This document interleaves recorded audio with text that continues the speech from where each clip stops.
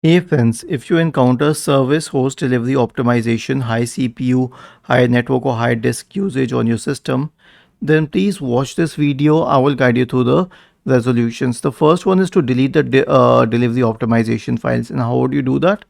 Search for disk cleanup in the Windows search bar and open disk cleanup.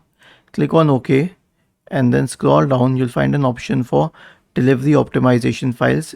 Check this. Click on OK and then select delete files. The next one is to disable the option to allow downloads from other PCs. Right click on the start button and select settings from the menu. Go to the Windows Update tab on the list on the left hand side. Select advanced options. Scroll down and click on delivery optimization and turn off this switch. Then open the Microsoft Store. Click on your profile picture.